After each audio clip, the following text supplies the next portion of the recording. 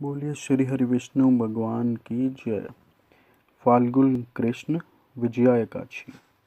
धर्मराज युधिष्ठिर बोले, हे जनार्दन, फाल्गुन मास के कृष्ण पक्ष की एकादशी का क्या नाम है तथा उसकी विधि क्या है, सो सब कृपा पूर्वक कहिए। श्री भगवान बोले कि हे राजन, फाल्गुन मास की कृष्ण पक्ष की एकादशी का नाम विजया एकादशी है। इसके व्रत के प्रभाव से मनुष्य को विजय प्राप्त होती है। यह सब व्रतों में उत्तम व्रत है। इस विजय एकादशी के महात्म के श्रवण व पठन से समस्त पाप नाश को प्राप्त हो जाते हैं। एक समय देवऋषि नारद जी ने जगतपिता ब्रह्मा जी से कहा कि महाराज, आप मुझसे फाल्गुन मास के कृष्ण पक्ष की विजया एकादशी का विधान कहिए। ब्रह्मा जी कहने लगे कि हे नारद, विजया एकादशी का व्रत पुराने तथा नए पापों को नाश करने वाला है। इस विजया एकादशी की विधि मैंने आज तक किसी से भी नहीं कही। यह समस्त मनुष्यों को विजय प्रदान करती है। त्रेता युग में मर्यादा पुरुषोत्तम श्री रामचंद्र जी को जब 14 वर्ष का वनवास हो गया, तब वे श्री लक्ष्मण तथा सीता जी सहित पंचवटी में निवास करने लगे। वहां पर दुष्ट रावण ने जब सीता जी का हरण किया, तब इस समाचार से श्री रामचंद्र जी तथा लक्ष्मण अत्यंत व्याकुल हुए और सीता जी की खोज में चल दिए। घूमते घूमते जब वे मरणासन्न जटायु के पास पहुंचे, तो जटायु उन्हें सीता जी का वृत्तांत सुनाकर स्वर्गलोक चला गया। कुछ आगे जाकर उनकी सुग्रीव से मित्रता हुई और बाली का वध किया। हनुमान जी ने लंका में जाकर सीता जी का पता लगाया और उनसे श्री रामचंद्र जी एवं सुग्रीव की मित्रता का वर्णन किया। वहां से लौटकर हनुमान जी श्री रामचंद्र जी के पास आए और सब समाचार कहे।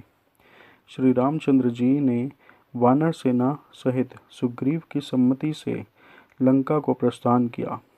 जब श्री रामचंद्र जी समुद्र के किनारे पहुंचे, तब उन्होंने मगरमच्छ आदि से युक्त उस अगाध समुद्र को देखकर लक्ष्मण जी से कहा कि इस समुद्र को हम किस प्रकार पार कर सकेंगे। श्री लक्ष्मण जी कहने लगे, हे पुराण पुरुषोत्तम, आप आदि पुरुष हैं, सब कुछ जानते हैं। यहाँ से आधा योजन दूर पर कुमारी द्वीप में वक्दालभ्य नाम के मुनि रहते हैं।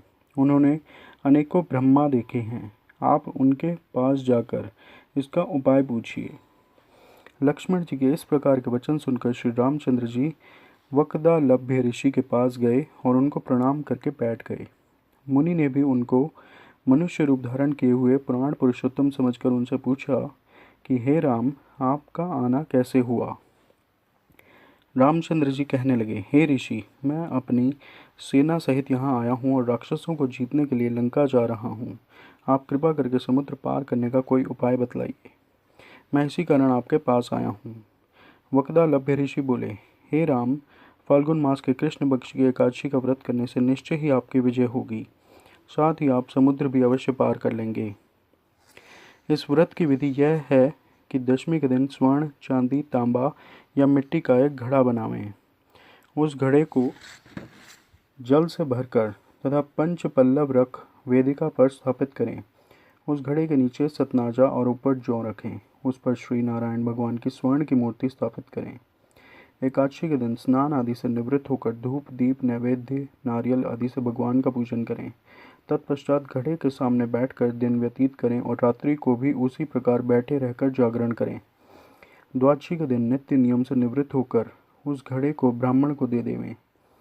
हे राम, यदि तुम भी इस व्रत को सेनापतियों सहित करोगे तो तुम्हारी विजय अवश्य होगी।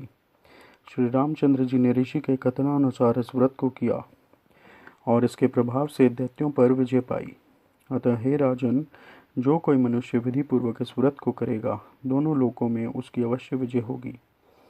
श्री ब्रह्मा जी ने नारद जी से कहा था, हे पुत्र, जो कोई इस व्रत के महात्म को पढ़ता या सुनता है, उसको वाजपेयी यज्ञ का फल मिलता है।